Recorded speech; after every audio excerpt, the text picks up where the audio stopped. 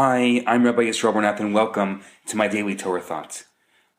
Picture a spiral staircase for a moment. You can picture that, right? Now, picture your hands being crossed.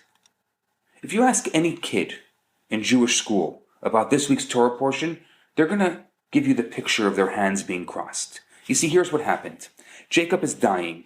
Joseph, his beloved son, comes to see him on his deathbed, and he brings along his two sons, who are Jacob's grandsons. Their names are Menashe and Ephraim. Joseph sits his two sons down so his father Jacob can bless them before he dies. He puts the older son Menashe at his father's right hand and his younger son Ephraim at his father's left hand. Jacob switches his hands. He puts his right hand on Ephraim's head and his left hand on Menashe's head. Menashe is the oldest, so Jacob's right hand should be on his head. Joseph tries to correct his father, and he wants to move his father's hands to what he thinks is the correct position. But Jacob insisted. He says, "I know, my son, I know, but the younger son will be greater than him." So you got the basic story. Now, there are a number of reasons why Jacob put his right hand on the younger Ephraim.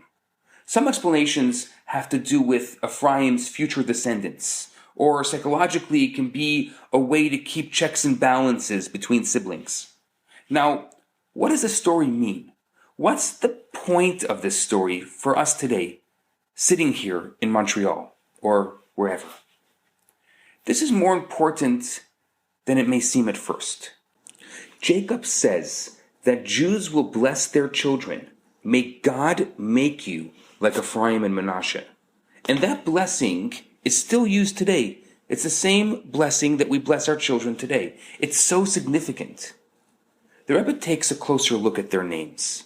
This insight gives us tremendous perspective for today. Menashe and Ephraim were both children of the exile. They were, in fact, the first Jewish children born in exile. Joseph was far from his father and his brothers. He lived in an alien society, in an alien culture. The Torah tells us that their names had connection to this growing up in exile experience.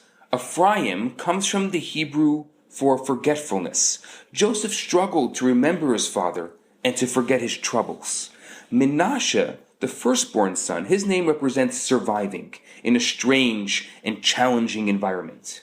Ephraim comes from the Hebrew to be fruitful. The verse says, "For God caused me to be fruitful in a land of my affliction." Ephraim is the second son, and he symbolizes thriving, turning challenge into opportunity. The Rebbe explains that Jacob's switching hands was his way of saying, surviving is important, of course. And that's often people's first steps in a challenging situation. But ultimately, surviving isn't enough. Thriving is where it's at. Now, here's one more visual at the same point. You know the signs of a kosher fish? It needs fins and scales. Now, here's something interesting the Rebbe points out. He wrote this in 1941. He says fins propel a fish forward, they help with navigation and movement, and scales are a form of protective armor to defend and protect the fish.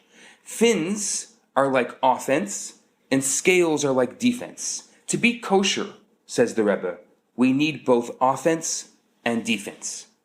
Judaism is filled with both offensive and defensive mitzvot. Take Shabbat, for example. Kiddush, prayer, and Shabbat meals are examples of offensive. Well, not offensive, but offensive mitzvahs. While abstaining from weekday activities and certain forms of prohibited work would be considered defensive mitzvot. Some Jews put much more emphasis on offense and not as much emphasis on their defense. They do a lot of good, but don't defend and protect their Judaism. Others are very protective and defensive, but aren't as forward or active or positive. I think that this need for both Jewish offense and defense is especially critical for those of us on the front line of Jewish survival, which is really everyone today.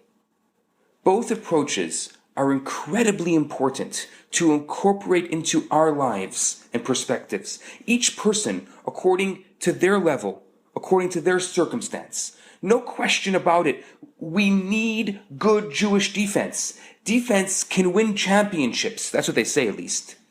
But when Jacob put his right hand on Ephraim, he was saying, Judaism is more about an offensive game. It's about thriving, much more than surviving. Menashe is about the status quo, holding the line.